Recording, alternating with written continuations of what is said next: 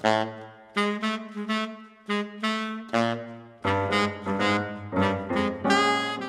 Elan, I'm so happy to have you here on the podcast. Thanks so much for being a guest. No problem. Thanks for having me. Cool. So, yeah, I've heard you on the radio a lot. And recently I got an email from Berklee, Berklee College of Music, and you were featured. And I was watching the video, and, it's really interesting, that you have a music education background, that you were in public schools for quite a while. So I want to dive into that. But first, I know everybody wants to know all about you. So I want to go all the way back to when you first started playing. I was going to say saxophone, but a lot of people tend to start on other instruments. So, what were your first musical experiences? Piano was my first instrument. My parents were, kind enough to give me the opportunity to take piano lessons at a young age. I was around 10 years old.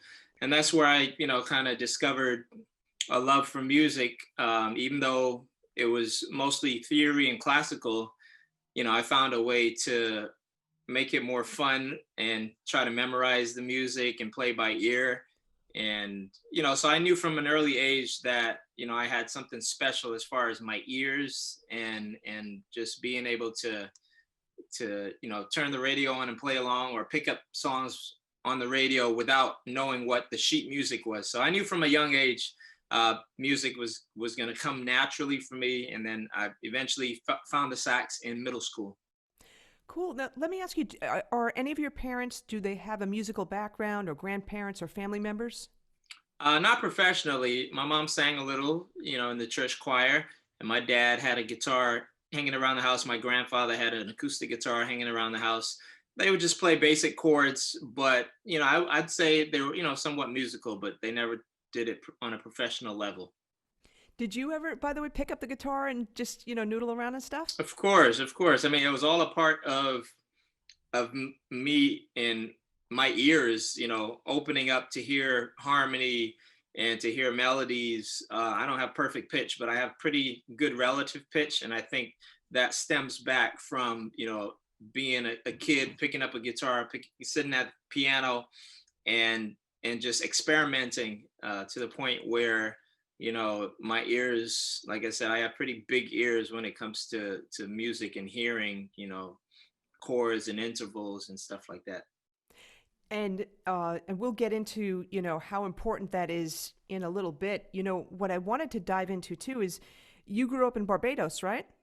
Yes. Yeah, can we talk a little bit about the music education system there? Like when do youngsters start instruments? How good is the music education system? All that kind of thing. Yeah. Most of the middle and high schools have band programs. We have access to instruments, not full orchestra, but at least, woodwinds and brass and some percussion, not much string programs. But funny enough, my first band instrument was brass. I did a little bit of euphonium, which is like a small tuba or a baritone. I did a little bit of the French horn, the F horn, and then eventually I think I might have gotten a sax because one of the senior students graduated and it became available. But it took me a while to get to the saxophone. I started middle school band playing brass instruments with three valves, and eventually upgraded to the sax with a lot more keys, and it was just a better fit for me. That's so funny that you said upgraded. I play trumpet too, so I again we have a lot more in common too.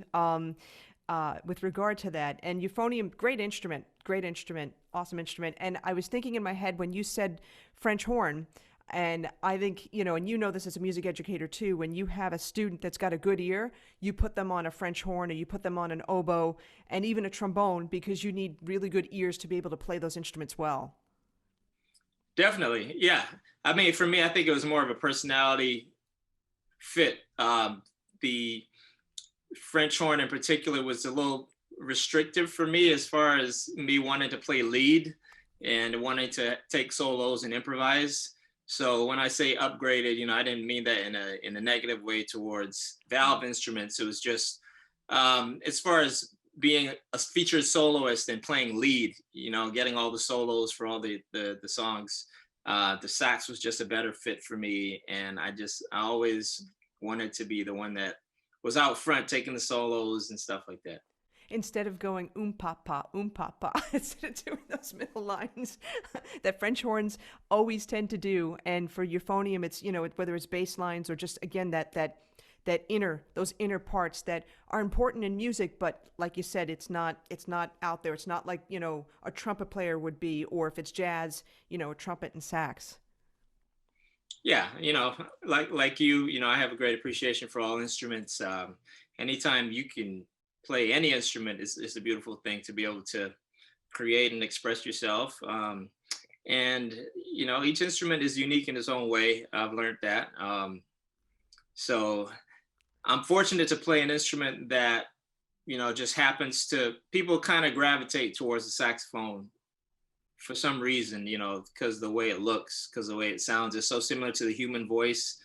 And it's, and one of the easier instruments to kind of just sing and vocalize what you're trying to say musically.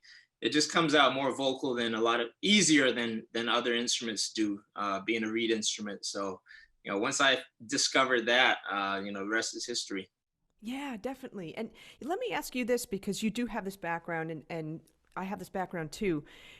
What, going from a brass embouchure to a woodwind embouchure, what was that transition like for you? And then now looking back, because again, you also taught too, any similarities that you see between the embouchures, or are they just so vastly different that, it's not even worth mentioning?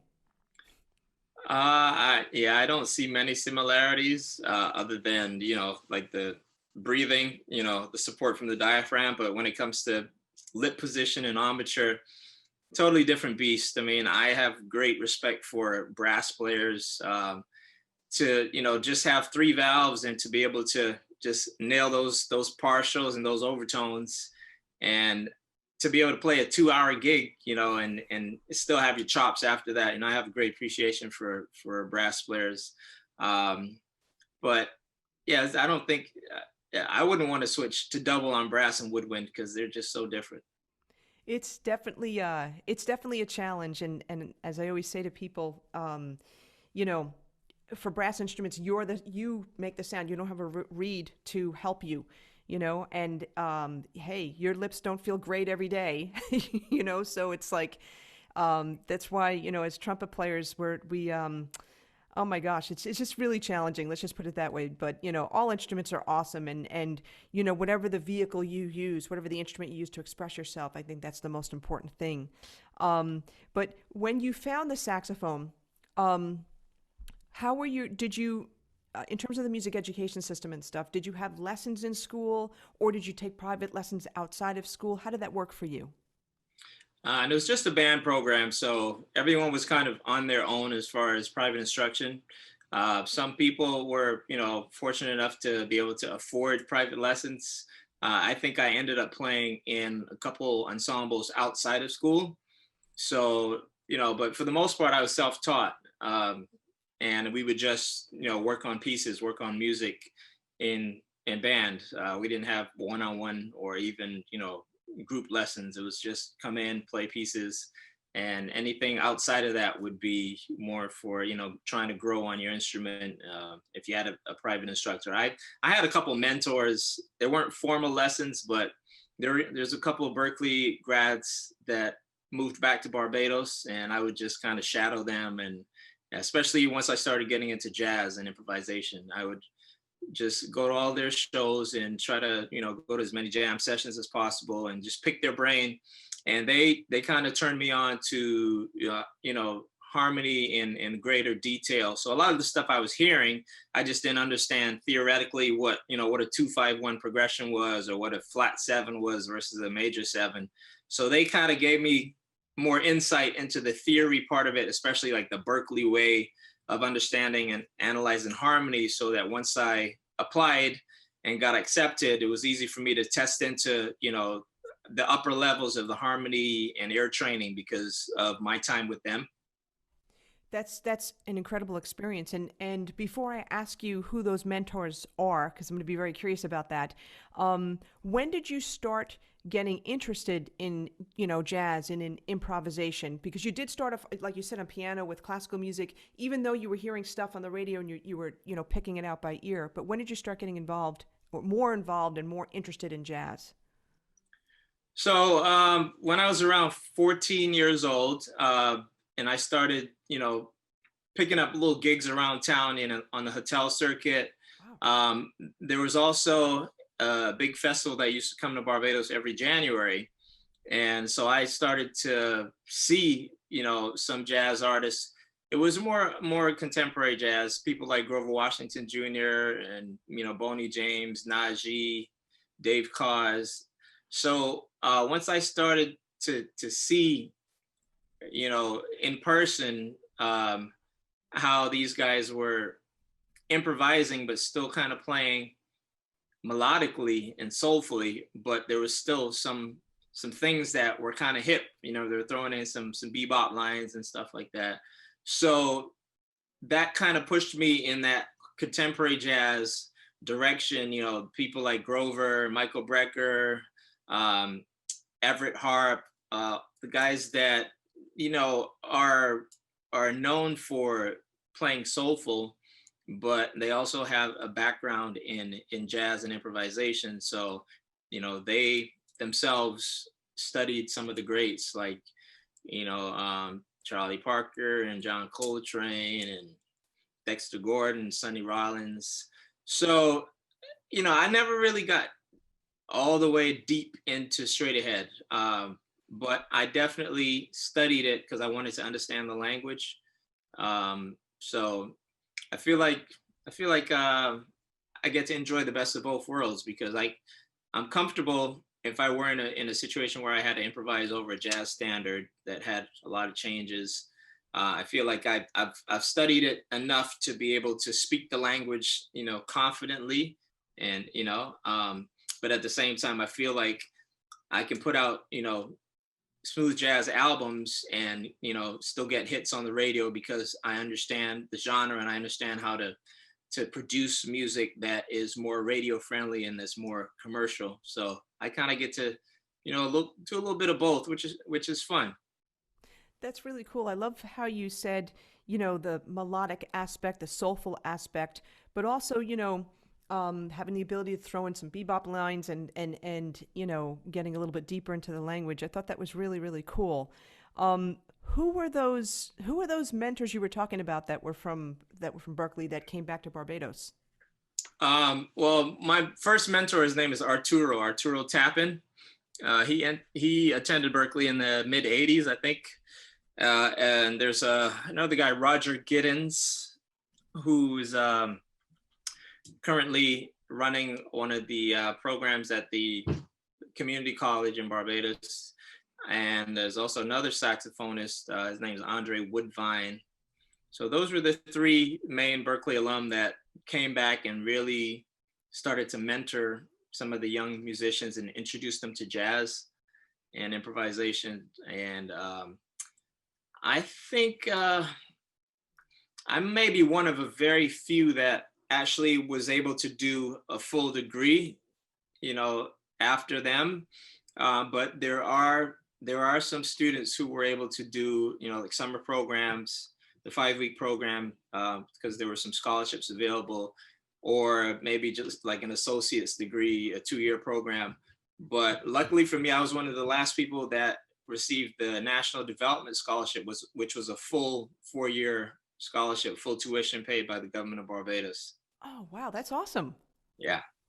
Oh, that's so cool. So let me ask you if you could remember what was, how do I want to word this?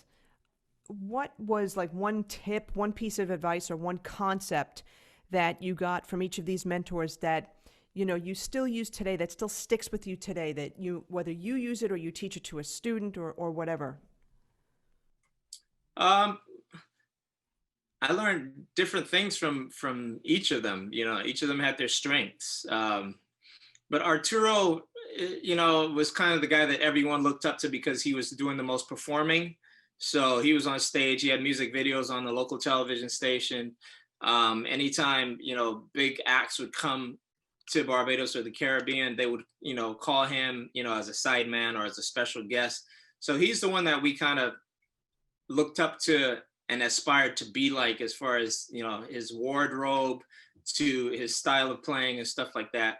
But I think that the biggest thing that I've taken away from his mentorship is his drive.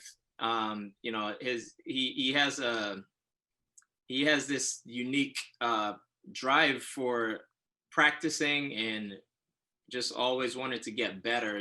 Some guys kind of plateau and just stop practicing and just play shows. A lot of us are guilty of that. But I want to say he probably just turned 50. He's probably about 6 or 7 years older than me. And he still has that, that drive and that curiosity to learn. He's always, trying to check out new players and transcribing different solos. His horn he never packs away his horn in the house. It's always, on the stand or on the couch.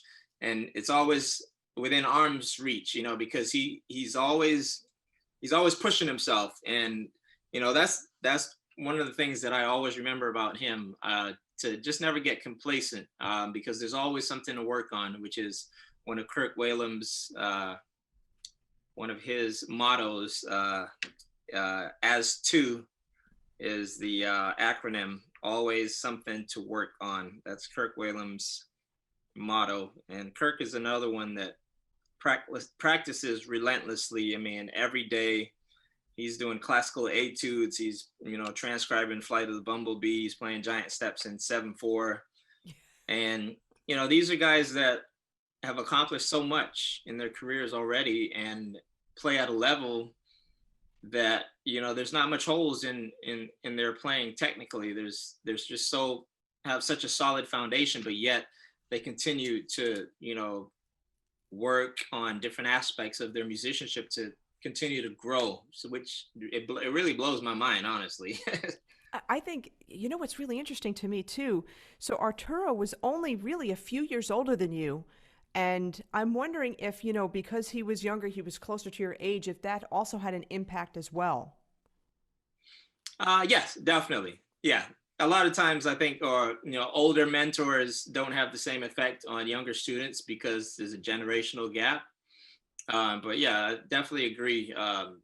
We were, I was probably just on the, tail end of the generation below him. So we connected, and a lot of the stuff that he studied and a lot of stuff he believed in would still work for me and my generation. But he's actually an old soul because he's from that school of, practice, practice, practice. And, when you go to a jam session, be ready, learn the melody. Don't just take a solo, know the melody, know the changes, and, transcribe other solos. He's from that school, and he's also from the school of, you really want to, when you leave that stage, no one else should want to go on after you. He's from that school, guys like George Coleman and Sonny Stitt. These guys would, when they take a solo at a jam session, they almost invoke fear into the other players because, I mean, they just kill it, and they just leave everything on the table. They play every show, every solo like it's your last. And that, again, that's another quality that sticks out that I remember a lot about Arturo. Those are great. Those are great concepts and ideas, and even quotes there too. Thank you for sharing that.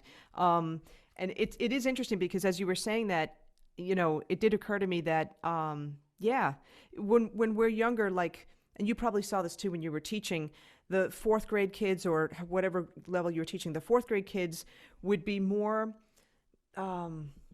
not affected. I guess I'll use the word affected, but if they saw their fifth grade peers doing something, that would really be more motivating for them than if they saw their teacher doing it, because it's someone around their age. Yeah, agreed. Definitely. We always think that our elders are boring, or, you know, that, oh, your way is not the cool way or the hip way.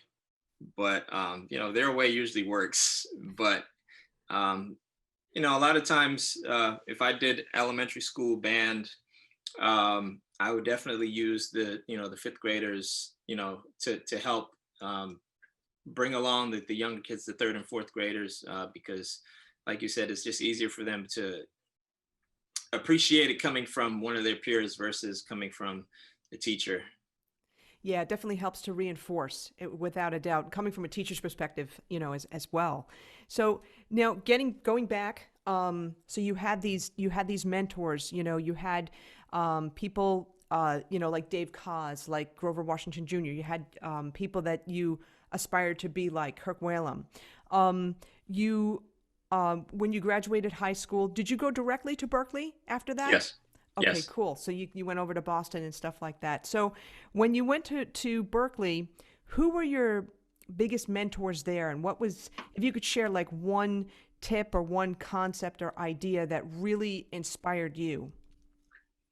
Well, the interesting thing about Berklee is you only get, you know, probably like a half hour per week with one-on-one private instruction. So the bulk of the responsibility is on the student to, you know, put in the hours outside of that private lesson, doing, you know, practicing in your practice rooms, in your dorms, you know, buy a real book. Everybody, that's the first thing you do. You buy, you know, the Bible of standards, the real book, and you learn, you know, the popular standards. You get albums like, you know, Kind of Blue and Giant Steps, and you transcribe the solos, and you go to jam sessions. So a lot of my growth came from in the practice rooms, or just playing with my peers, as opposed to in the classroom. You know, the classroom stuff was just kind of reinforcing what I was hearing on the records. It was just kind of saying, well, yes, that's a, you know, that's a flat 7, sharp 9 chord, you know, which resolves to a sharp 11. But I already was hearing these things on the records, or playing them, but not knowing what I was playing. But again, I don't have a mentor that, you know, during my time at Berklee, it was more of a community thing. The environment, I would attribute a lot of my growth to the environment at Berklee, because you got 16, 17 year olds who are the best from wherever, whatever state or country they came from, you know, the top in their high school, you know, first year. A lot of us had scholarships. So it's, you know, it's kind of the cream of the crop, that are all coming to Berklee to get more information and to just hone in on the skills that we already had. Who were, if you don't mind my asking, who were some of your peers that, that you were jamming with, that you were learning with? Are you still gigging with some of these guys today? A lot of the guys that, you know, ended up touring and stuff are probably based in New York or Los Angeles now. Keith Harris, the drummer, you know, he was a year above me. He ended up being the drummer for the Black Eyed Peas. So he's out in LA.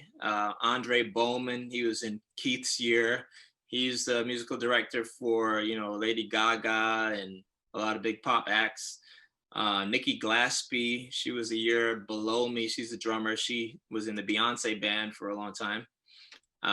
Walter Smith, tenor sax player. He's now the chair of the woodwind department, but he toured, you know, with Wynton Marsalis, a lot of big straight ahead acts. Before getting that position, he replaced Bill Pierce about a year ago. Bill Pierce retired, who was in the Art Blakey band. So a lot of my peers, yeah, they moved out to LA or New York and auditioned, and I see them on TV all the time, playing at all the award shows, Grammys, BET Awards, you know, and playing with some of the biggest names in the business. I chose to do education, so I took a teaching position after I graduated, and I ended up starting a family, and I stayed in Boston. So I tour and travel, but on my terms, you know, as an artist. So if I only want to do 20 or 30 shows a year, you know, I kind of dictate that based on, you know, what I accept and don't accept.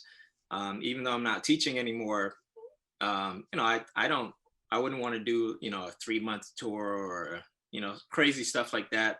Because I made a conscious decision to be, more of a family man, and I try not to be away from home for too long. So, I'll go out on weekends and do festivals or, a cruise here or there. But for the most part, I'm not like on the road constantly. That's you answered a whole bunch of questions I had actually, which is great. But you also record too. You have albums out as well. Yeah, I have about 8 albums. So once I release an album, I try to, support it with a tour, and I'll try to, do, at least 15 or 20 different cities to promote that album. I've been touring off of my latest album, the Marvin Gaye tribute album, Dear Marvin, which came out in 2019, April. I'm still touring off of that album because it's still, when a project, you can tell when it still has some legs, when there's still interest as far as the reception you get when you do the show, when the record is still selling, the radio is still playing your single. So I think it was so unique that people are still wanting to hear more of that project. So even though I've recorded some new music, I haven't released it yet because I think the Marvin project still has a little bit of life in it.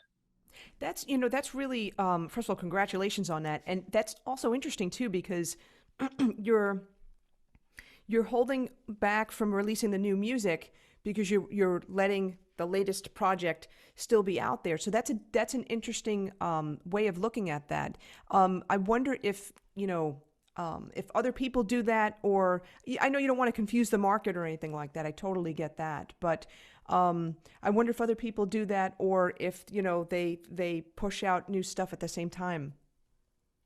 Yeah. Well, I think that promoters in particular, they are always looking for new music because they want to give the fans something fresh. So, if you played at their festival last year, they're probably not going to book you the following year if you're still promoting the last album. You know what I mean? Because the fans already saw that show. So a lot of times artists try to put out a new album every year because, it will help with their visibility as far as talent buyers looking, well, what do you have? Do you have something new? Do you have a new show? Do you have a new single? So I said the average artist tries to put out a new record at least every 12 to 18 months. Yeah, this is a great perspective. Thank you so much for sharing this. And what's interesting too, though, again, your album has been really successful. And we're in the times of COVID right now. So could that also be another reason too why, yes, you have new music, but let's say, a touring opportunity came and it was in a place that you played in the year before, would you still be, you'd probably change the show up, I'm sure, but you would still have elements, and songs from the Dear Marvin album, I would think. Yeah, it depends. I mean, COVID has definitely changed the game completely. Right now, nobody really knows what to do. I think people just put out stuff because they wanted to stay relevant and they wanted to keep their fans engaged. Me personally, I don't see the point in putting out a new album during COVID because you can't really tour. So most of your marketing is going to have to be done digitally, and you just don't get the same impact as people coming out to see you perform, going to 30 different cities and selling your product and signing autographs and stuff like that. It's just not the same. So I decided to wait until this is over to put out my new album. But yeah, I guess to each his own. You definitely want to keep the fans engaged, and it also pushes you as an artist to just keep that trajectory, that forward momentum, instead of just being complacent and just sitting still. It's great to always have something to work towards. And, so I don't, I'm not opposed to putting it out during COVID. It was just a personal decision for me to wait. Yeah. Yeah, and I'm totally going off track of what I wanted to ask from before, but that's okay because that's what always happens here, and that's cool. This is good. So when you're, most artists when they tour, they also have merchandise and all those types of things. But the thing I was going to ask you was when you're planning a show, what do you think about? Like, what are some of the main things that you want to hit upon? Of course, keeping the audience engaged and that kind of thing. But what's your thought process? Well, whether it's a 60-minute show or a 90-minute show, uh, I put myself in the seat, in the audience, in the position of a listener. Can someone who paid $20, $30 to see you, I put myself in their seat because I want to feel like I was entertained, that I got my money's worth. I want to feel like I got to know more about the artist than I did when I, first walked in. I want to leave feeling uplifted, feeling happy, feeling like, that was money well spent. That was, 90 minutes of fun and just good energy. And then from a musical perspective, I want to, take everyone, myself, the band members, the venue, take everyone on a journey. You tell them a story. Every story has an introduction, a body, a conclusion. There's ups and downs. There's fast-paced parts of the song that get your blood pumping.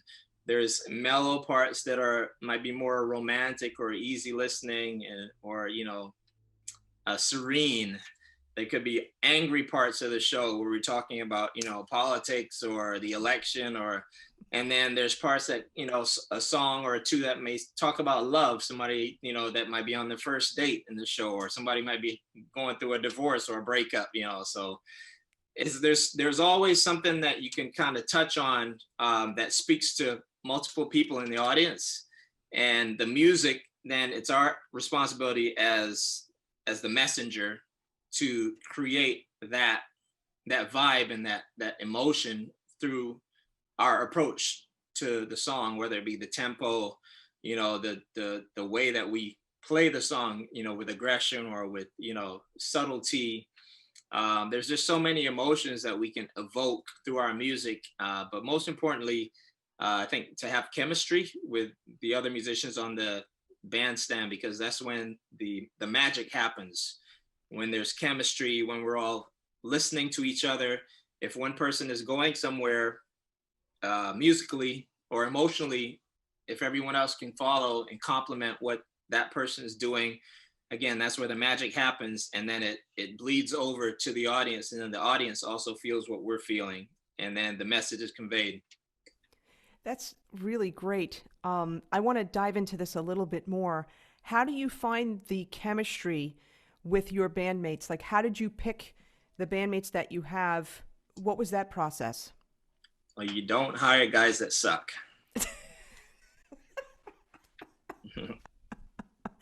Very blunt and down to the point. All right, good. I guess the thing would be like, what do you, aside from that, what do you look for when you're hiring bandmates and stuff like that? Is there any special qualities? Yeah, you want a drummer that doesn't speed up or slow down, that, or that doesn't play too loud. A drummer that listens, that has a steady pocket, that's versatile, that can play all the styles. You want a bass player that vibes with the drummer, because the drummer and the bass player, they have to lock. They're the foundation for the groove.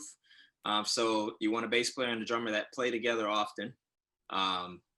You want a keyboardist, who's usually a musical director, who the other guys in the band respect musically.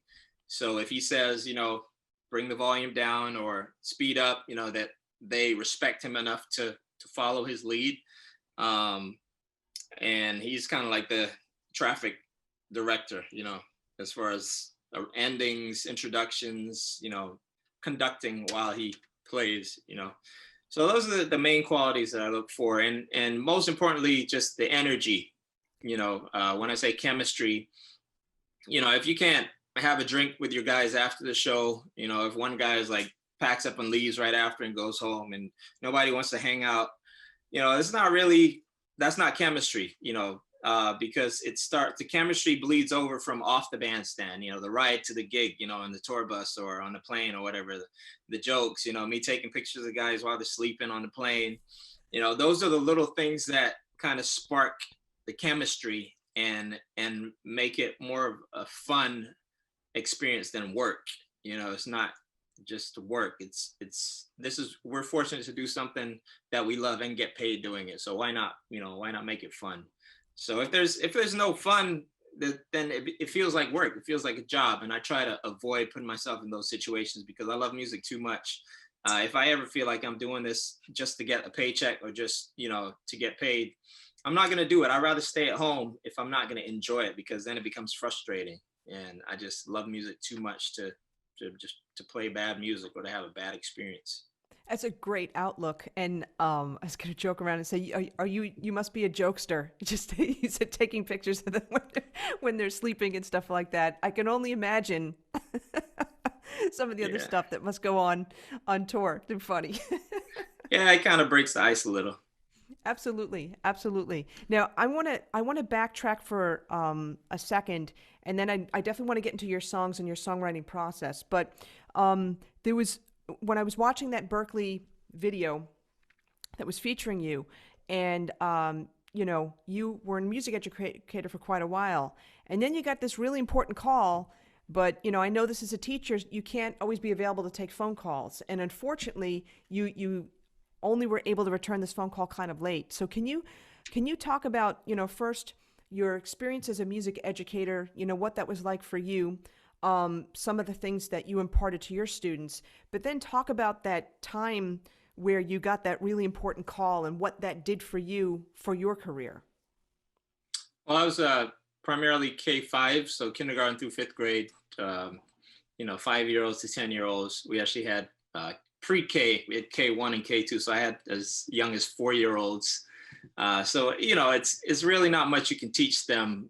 It's a lot of just keeping them occupied, just very basic, percussion and just having fun with them, basically. But the older students, one of the things I've tried to get my principals to commit to was investing in recorders, a little wind instrument, for third grade and up. Actually, no, sorry, first grade, from first grade and up. So from 5 years old, their hands are just big enough to cover all the holes. So all my first graders would get recorders, and they would keep it all the way through fifth grade. So they would start, learning basic, lines and spaces, G, A, B. And by third grade, some of them would be able to pick up a clarinet or a flute or a sax or even a trumpet because of, their experience with the recorder. We do a lot of choral stuff, perform at the, Black History Month concert, holiday concert, graduations and stuff like that. And then eventually, hopefully, some of the fifth graders would be able to continue playing band instruments in middle school band. I have, some of my former students are now in high school, and some of them still play. And, so I feel like, I was able to impart, to give them an opportunity to experience music. But for me, like I said, it's giving them options in life. A lot of stuff that we learn in music and in band can carry over to just life skills, and with music, math, music is a lot of it is math, adding and subtracting and just reading ahead, being prepared for what's coming next. It's like driving a car. You don't wait until you get to an intersection to hit the brakes, and you see 2 bars of rest coming up. You got to stop playing, take the instrument out of your mouth. It's basic life skills. And then your second question was about the phone call. So I taught for about 10 years. Yeah, 10 to 12 years. I did middle school for about 2 years, and then high school 1 year, and then I did elementary for about 9 years, Boston Public Schools. Coming on to the end, right before I had my early retirement, I started, I think I released the This Time Around album, and I had a single on there, Lovely Day was my first radio single. Started to get a little bit of airplay, and I started getting calls for shows because promoters were hearing this song on the radio. So I would start using, calling in sick. We had 20 sick days and 5 personal days or something like that. And up until, 2012, I think I was using almost my entire quota of my sick and personal days to do shows, and then it got to a point where, the principal was getting a little antsy. He was like, well, we're calling in subs for you all the time. Sometimes the subs are not music subs. So they're giving the kids puzzles to do instead of music. And then the parents, eventually would be like, hey, Mr. Trotman's out again. He was absent again today. And right when all that was happening, a dear friend of mine, Jeff Gittleman, who is an amazing guitarist from Connecticut. He's now on tour with an artist by the name of Her, who's getting all these, awards and doing all these shows. I think her entire band is from Berklee. Her musical director, Alonzo, we played together at Berklee. Her bassist, Keithan, he played on my Dear Marvin album. But Jeff, Jeff played on my debut album, and he was just starting to go down to New York City and kind of get in that circle. So he was doing some stuff with Alicia Keys, and I missed a phone call from him one day. And when I checked my message after school, he had an opportunity for me to come down to New York City and to do a show with Alicia Keys. And by the time I called him back, he had already found somebody else. So, I try not to place too much stock in that story, because I don't know if it would have transpired to anything. It could have, it could not have, because I've been fortunate to be in other situations where I was in the right place at the right time. But it was definitely, it put things in perspective, and it helped me to make that decision to take a break from teaching and to pursue a full-time career as a touring musician. So that was a wake-up call. Now, with that, and with that, that opportunity that came up, you were already creating your own albums and that kind of thing. But what were some of the things that you did? Okay, so you went from a full, I'm going to say 9-to-5 job. Teaching is not really 9 to 5, but you went from a full-time job. Now you're working for yourself. So what were some of the things that you did in order to, again, elevate yourself even more and, get more opportunities? Well, once you put an album out, you kind of push yourself into the role of a recording artist. So there's more accountability, because if you don't promote the album, if you don't play your music, people are not going to buy your album. You can't play other people's music. Once you release your own album with your own music, that's what people want to hear when they come to see you perform. And it's also, if you don't have a booking agent, it's your responsibility to go out there and, be as visible as possible, give your CD to as many talent buyers as possible, so that, people know your name when you walk into a room. When I went out to Los Angeles a couple times, I found that out, quickly, that, it's all about relationships.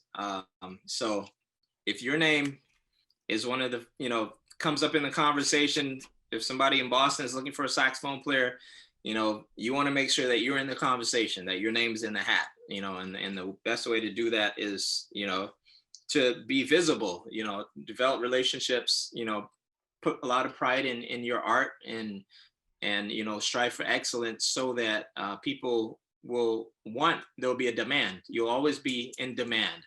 And, I just, I put a lot more work into my brand, working on a website, working on, image, branding, social media presence, all of these things, they kind of work together. It's visibility, people, as long as people have access to you and they can see, you want to put out good quality videos, good quality photos, press kits, bios, all that stuff.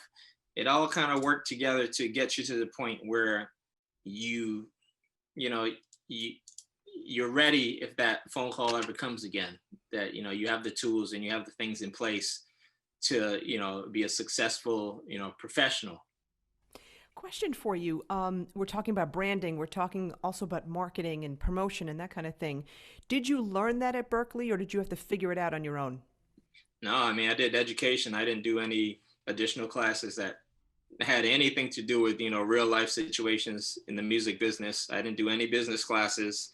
I hardly did any performance classes. So, the performing aspect of it was, just honing in on my craft and learning how to entertain, as an artist. And then same thing with business, reading a lot of articles. Eventually, I've dibbled and dabbled with, booking agents, management, very temporarily.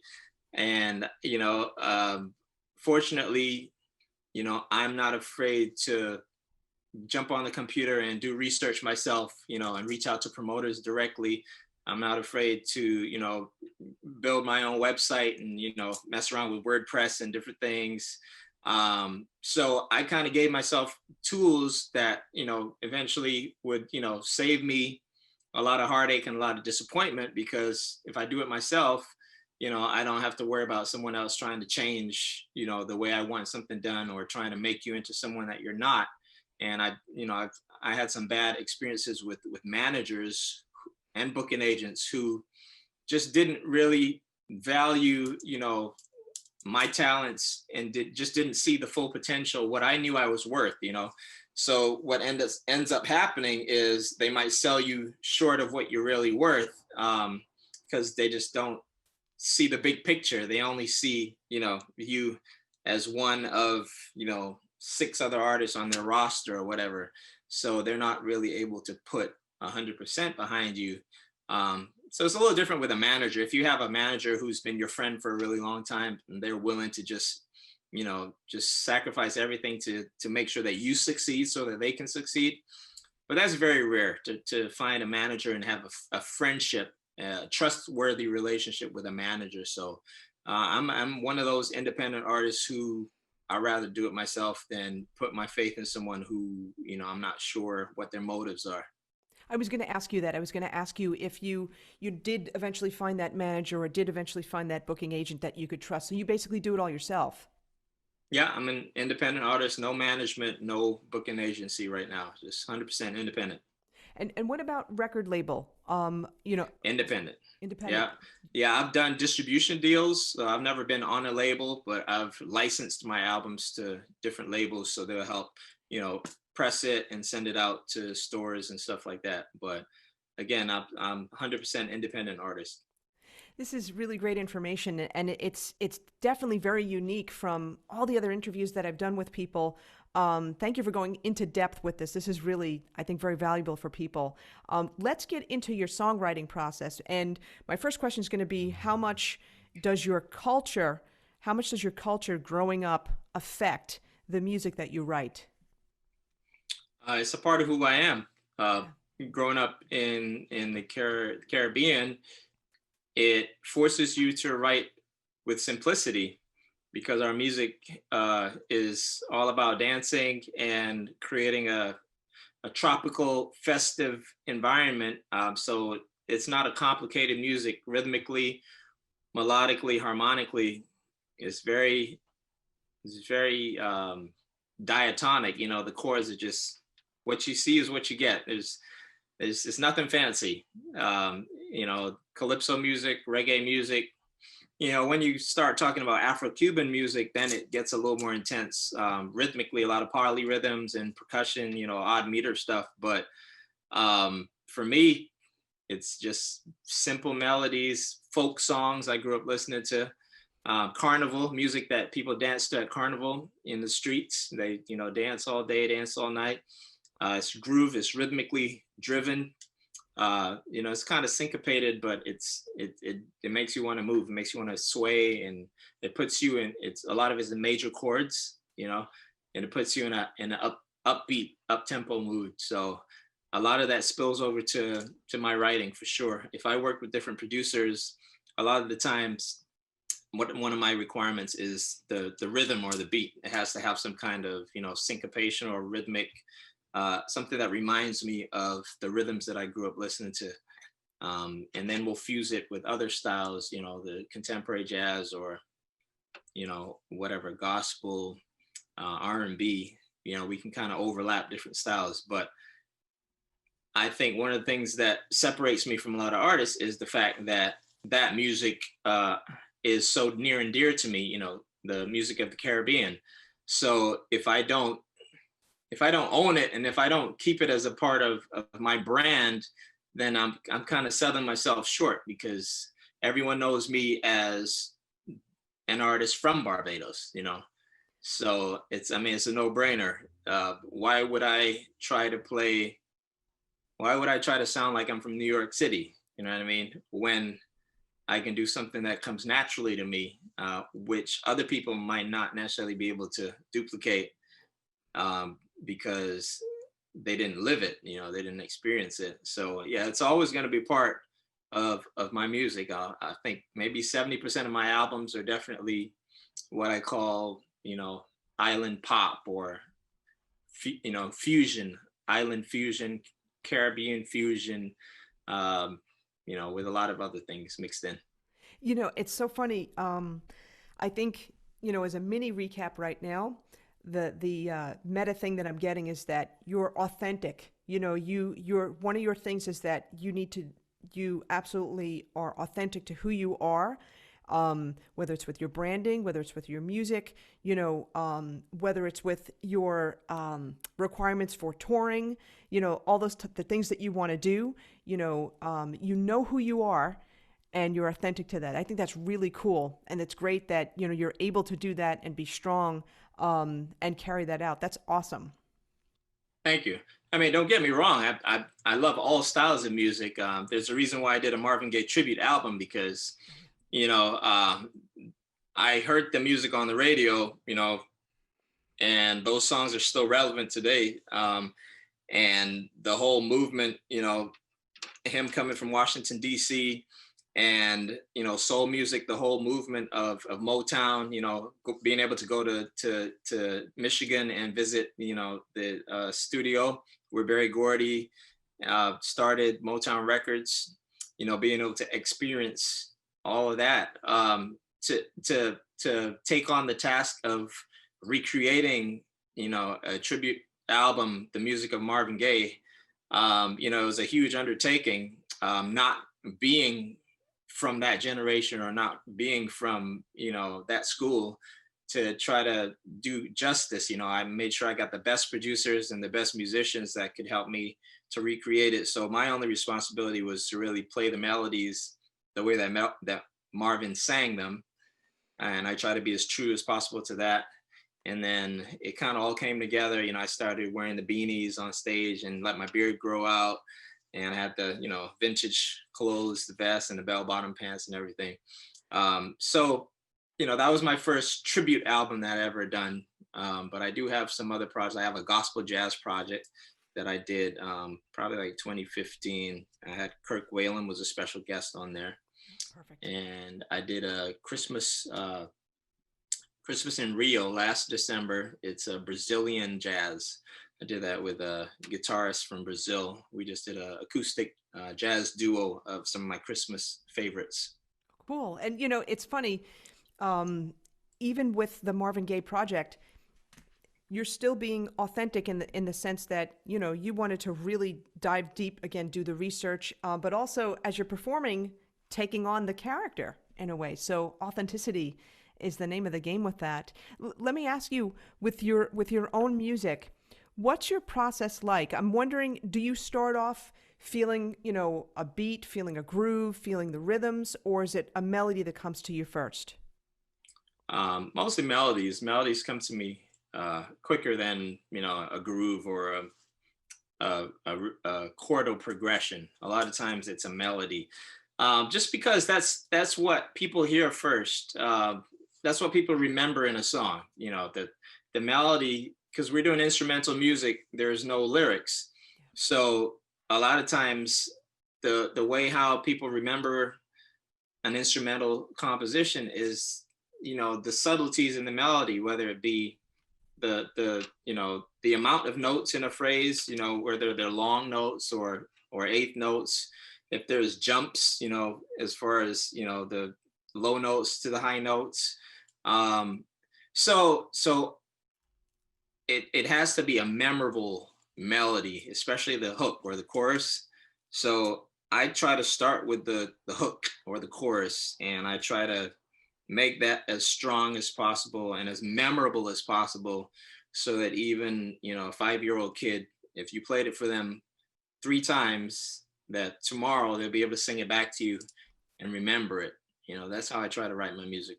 That's great advice. That's really great advice because, yeah, I was always, and I always said this to my students as well, when you're performing, last song, you want to make sure the audience is whistling it out the door, that it's still in their heads. That's really great advice.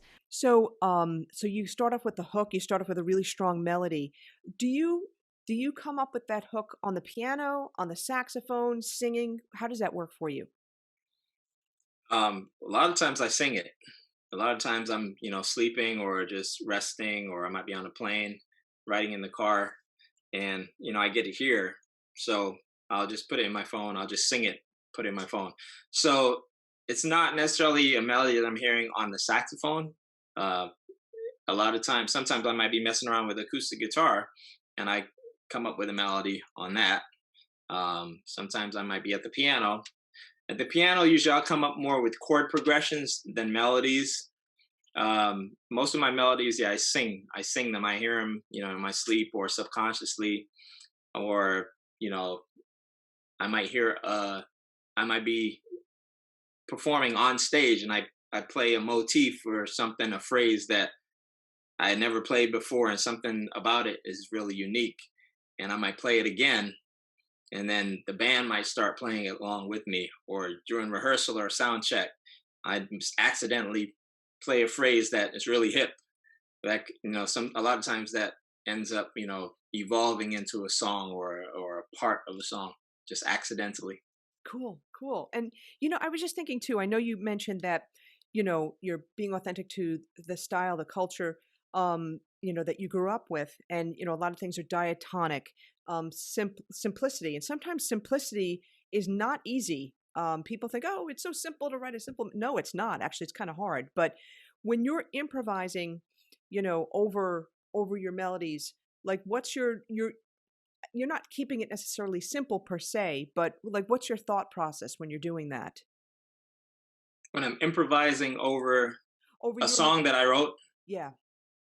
um, well, yeah, it's not easy to write a simple melody, like you said, because it can become monotonous. It can become boring, and there's really only 8 notes in the scale, a major scale or a minor scale to choose from. So yes, there's a lot of different combinations of those notes. If you flip them backwards or you reposition stuff. But at the end of the day, I mean, there's hundreds of thousands of songs that have been written with the same notes. You know what I mean? So it's a lot of it comes down to expression, how you express it and how you interpret that melody that makes it unique. But for me, I try to play the melody the way that that I wrote it. I try not to variate, not to deviate from the idea too much. But I also try to make sure that there's a part of the song that is specifically the solo section. So I most of my songs, the form is based off of a traditional song form: verse, chorus, bridge, solo section, chorus out, or tag or vamp out. So I try to stay true to that song form, but the solo section or the vamp is the area of the song where I have more freedom to improvise. So I try not to do too much improvisation during the melody part of the song. I might play it a little differently based on how I'm feeling. One day I might feel like, oh, this song needs to be a little faster. Let's play it like 4 BPM faster or 5 BPM slower, just based on how I'm feeling on that particular day. But if you write a good song, I mean, you can play it a million times; it'll never get old because it's such a strong melody.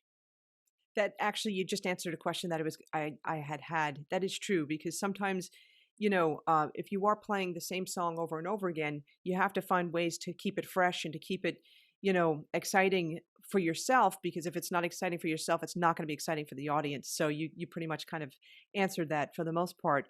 Let's steer in a different direction for a second, and let's talk about tone. How you approach tone, and also we'll get into equipment as well. Sure. I like having a big sound. My setup kind of allows me to have a very open and not necessarily loud, but I like the Texas tenor. That's most tenor players, they call it Texas tenor sound. Where it's more the likes of Sonny Stitt and Dexter Gordon, Sonny Rollins, Gene Ammons, Hank Mobley. It's just a really open sound, very round. So I play the Cannonball model. It's the big bell series. That and we also have 2 different necks that come with the Cannonball horns. One of them's a fat neck, which is all the octave key is on the bottom of the neck as opposed to the top. So that gives you a little less resistance with the airflow because the air is already going down. So as opposed to it going up through the neck, the octave key on the bottom allows you to just get a little less resistance and a little bigger sound with that neck. And then I use the reeds, medium, 2.5, size 3 reeds. I use Theo Wani mouthpieces, which are, known to be large chamber, mouthpieces really open with a huge bore. Again, those three, things together just allow me to have a not just good volume, but an open round sound, which to me is just more warm, and it's a truer representation of a classic tenor saxophone sound. It's Michael Brecker had a big sound, but it was a little more refined. He was like really, I don't know how to explain it, but I try to have a good balance. As far as my setup and my tone. Most importantly, um, having control over your instrument. There's no right or wrong way to play the horn. People respond to it more when it's smoother, when it's more vocal, more expressive, as opposed to a more raspy, aggressive sound. I think the majority of saxophone players try to play with a smoother tone because just from experience on how the audience responds to it, it's just more effective. It goes more with the look of the instrument and people labeling the saxophone as a sexy instrument. So for me, I've always been from that school of thought with tone. You want to be as melodic and as vocal as possible. And with the way I approach notes, with grace notes and glisses, and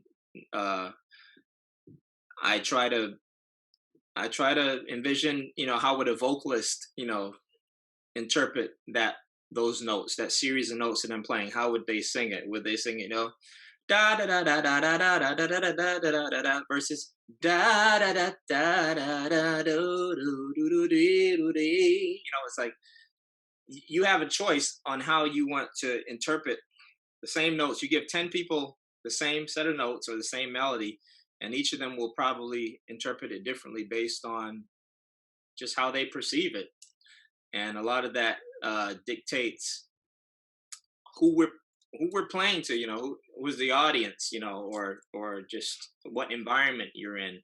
A lot of that dictates how each person will interpret, the same information.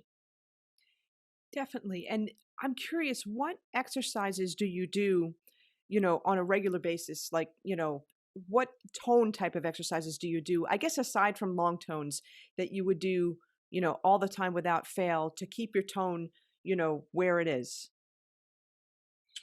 I think once you discover an embouchure that works for you, once you find a setup that works for you as far as the mouthpiece and the reed and the ligature, and as long as that works with the horn, I think the search is over as far as I'm concerned. You found your sound. Some people like to keep tweaking it. Michael Brecker, I heard he was always tweaking his mouthpieces and always trying to try different things, but Michael Brecker's sound when you hear it, because it's still, even though he tried different setups, he still had, something that was unique about his sound, based on his embouchure, along with his setup. So for me, once I know the sound that I'm going after, it's just a matter of trying to find consistency. Reeds are probably the most challenging thing for woodwind players because the reeds are inconsistent, when temperature changes, when the humidity changes. So at that point, it's more technical for me. It's more getting my fingers and my articulation to do what I'm hearing. Because at that point, the tone, your tone is your tone. What you hear, how you hear yourself is how it's going to come out, regardless. If you give me a $200 saxophone from Amazon, I'm going to make sure it sounds as close to what I know it what I know the saxophone to be, the sound that I'm looking for, whatever sound I have ingrained in me, I'm going to try to get that $200 saxophone to try to sound like, my Cannonball, just because you know what sound you're looking for if you're, if you're really serious about what you're doing, you know what I mean? But for me, it's this right here, being able to be in full control of this and this, to say what you want to say precisely and articulately. That's the biggest challenge. The more you have your horn in your mouth, the more hours you put in, the easier it is for information to just come out effortlessly and precisely. It's just like speaking any other language, or shooting a free throw. The more you do it, the easier it becomes. So Yeah. that's where I'm at, just as far as trying to be consistent every time I'm in the studio or on stage or wherever. I'm curious about a couple of things. Do you in terms of like, practicing and practicing, how much are you able to practice every day? And I know now it's COVID, so, that's it's not necessarily an accurate question, but the other question I had too was, you keep technique up and all that kinds of those kinds of things. What do you know, how much time do you spend on technical types of exercises, or are you always working on the songs that you're creating and working on, how you're going to, express those melodies and how you're going to, connect those chords and all that type of thing? I go through phases. I think every artist goes through phases. Sometimes you feel, if you hear a really good player, you're out surfing YouTube and you hear a little 16-year-old kid that's burning on giant steps. It might just put me in a phase where I take out my horn and I start, going back and transcribing some old, John Coltrane solos on giant steps, and just trying to focus on that part of my playing, as opposed to, sometimes you might hear someone playing classical music and doing all these, jumps or stuff where they're amateur, and it might make you pull out, some classical music and, work on sight reading, work on technique and intonation. So we all go through phases. I mean, for me, like I said, once the fundamentals are there, once I know my fingers are working, somewhat, if I can get to 60 or 70%, I feel like I can make it through, a show and feel good about, the way I executed what I was trying to do, as opposed to just picking up the horn and trying to do a show after not playing for 6 or 7 days and try to do a 2 hour show. It's just, the stuff's just not going to come out. It's always going to be here, and it's always going to be here because you're always going to be a creative. But then it comes down to this and your articulation. A lot of times your tongue can get in the way, or you just over articulate stuff. It just doesn't come out the way you want it to. So it's all about balance. Yeah, definitely. And speaking of COVID, okay, so we're, closing in on what, like maybe 10 months or so into this pandemic. What have you, because you're a touring musician, so how have you survived during this pandemic? What are some of the things that you're doing now? Strangely enough, I did a lot of non-music activities. In the earlier part, I recorded 10 songs in about a month. I had a good friend of mine who was my old college roommate, who's a drummer. He did all 10 songs in his studio in New Jersey on drums. The bassist, he was in either Las Vegas or California, and he did, we did drums, then send it over to the bass player. He'd do his part and then send it back to me, and then I'd have outsourced different keyboard players, different guitar players. Everyone's overdubbing remotely, and then I brought in different guest artists to be featured on songs. So I did about 10 songs. I'd say by the end of April, I did a music video for one of the songs. It's called Better Days Ahead. Oh, cool. And so, which is the title track for the album, but the album hasn't been released yet. But I did, the single virtually. I released it virtually. So other than after that, shortly after that, when I realized that I wouldn't be able to tour and promote the album, I don't know what triggered this. I think I was watching a Miles Davis documentary, and they started showing some of his artwork at this, his I don't know if it was his girlfriend or ex-wife, but she kind of was partnering with him this lady with his artwork, in the gallery and stuff like that. And I think that kind of inspired me to revisit, art and visual art, because I did it a little bit in high school. My dad painted a bit, so Oh, I interesting. ended up doing over 30 pieces in Wow. about 3 months. Wow. Yeah, acrylic on canvas, and I had an art exhibit about a month ago in Boston. Very intimate and COVID safe. But yeah, I have some pieces that I did. I sold about 10 pieces, and then once I got tired doing art, I bought a road bike, and I don't know what triggered that. Well, I was doing spin class, at the gym, and I wanted to find ways to stay in shape. So I bought a road bike, and next thing I knew, I'm up to 1,300 miles already in 6 months. I did my first century probably like the end of the summer. I was like, I want to ride 100 miles, and I did it in 7 hours. Oh my God. Yeah. So I'm Wow. still riding, but not as avid, obviously, because of the weather. So I'm riding indoors now on the trainer. And then I bought a camera, started taking photos, been doing shoots for people, doing my own shoots. And what else? Yeah, I think photography is the last thing I've been dibbling dabbling with. How When, interesting. It's interesting because I read about your quarantine art. You called it like quarantine art. I thought that was so cool. And all these different artistic endeavors, that most people may not be, they may be aware of the art, but not the other stuff. That's really, really cool. So in terms of actually, let me ask this question before I forget. I want to make sure that we get into your foundation and how you've helped music students in Barbados. You want to talk about your foundation? sure. So when I was in Boston Public Schools, we had a grant from the Save the Music Foundation, VH1 Save the Music program.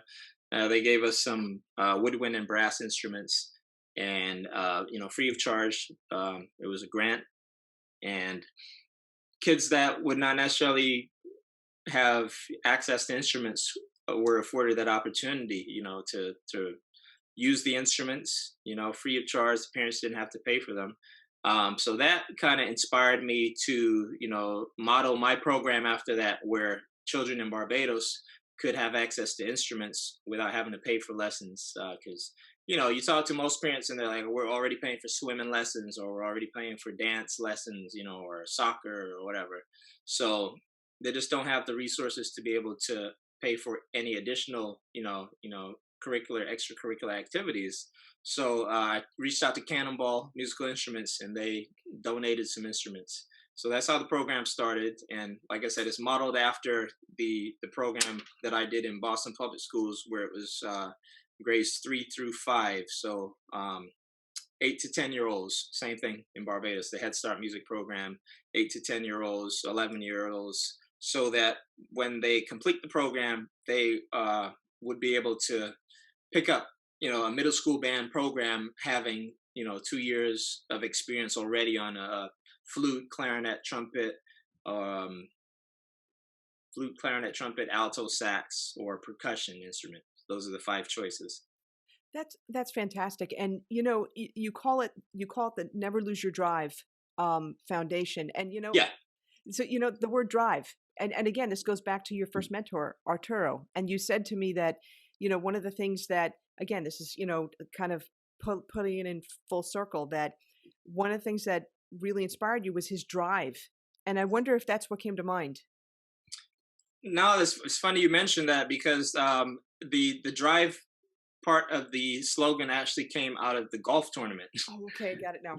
Yeah. So the first fundraiser that we did to support the program was through a celebrity golf tournament. So that's where the Never Lose Your Drive. That's how I came up with the name for the nonprofit. Cool. But the name of the program is Head Start Music, because we want to give these kids a head start for middle school and high school, so that when they get to middle school, they'll already have a head start on instruments. But the nonprofit is called Never Lose Your Drive because every year we do a big music festival and a celebrity golf tournament, and proceeds from that event fund the Head Start music program and pay our tutors so that the parents don't have to pay a tuition or a fee. It's all 100% free for the parents. How did you, I'm really curious though, how did you handle that this year with COVID? Because you obviously couldn't do that fundraiser. Yeah, so I spoke to my program coordinator, Ashley, earlier this week, and she said that after this term, they're probably going to have to put everything on pause until we can raise some more money to get the program going again, because October is when we would have done our major fundraiser. And we usually raise, about 60% of the funds to get the program, at least through a third of the school year, the fiscal year. So what I did was I did an online fundraiser. So if anyone is interested in donating, they can just make a donation at our website. I am giving away a free download of my Christmas album to anyone who donates a minimum of $25 to the foundation, which is hopefully will help us to keep the program going through COVID. Can you, when we're done, I'm writing down a note right now. If you can definitely send me that link, this way we Sure. can put it in the show notes. That would be really awesome. This way we can help you supporting this program, because I think it's really fantastic. I think it's great, what you're doing for the kids, Thanks. It's like full circle again, which is awesome. So again, before we go, I've got to ask at least one or two more questions. I wanted to thank you for your time. One question that my listeners are always so curious about. So if there is like an item, a supply, a piece of equipment, something that's under $100, when it comes to music that you can't live without, what is that?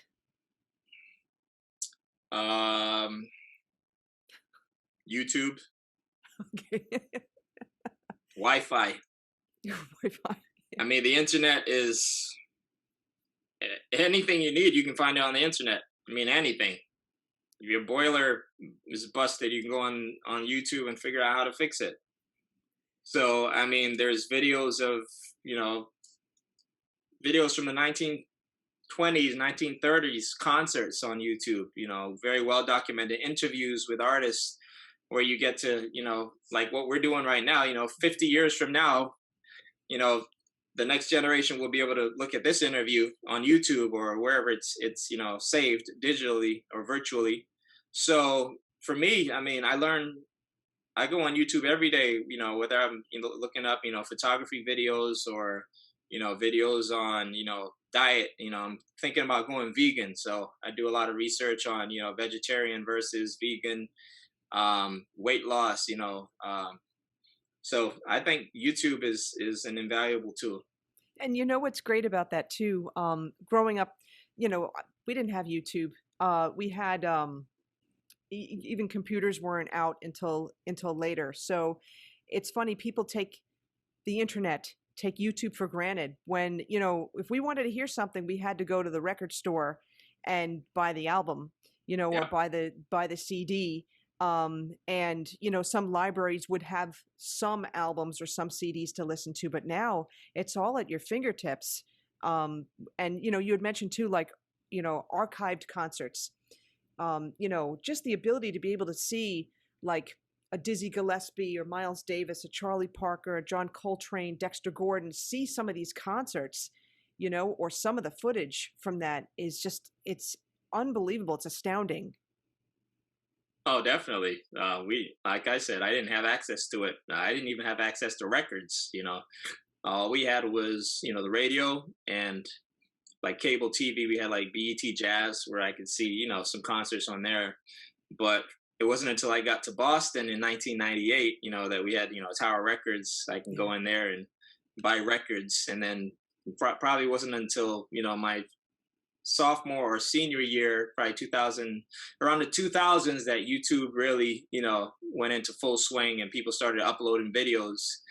But now, I mean, I learned so much. I mean, you see amazing musicians that, just blow your mind. I get people, re-recording some of my music, and I get to see them interpreting, my solos on YouTube. And that's also pretty cool and humbling at the same time. People in different continents that, have discovered your music and they'll put up their own version of your song. It's pretty cool.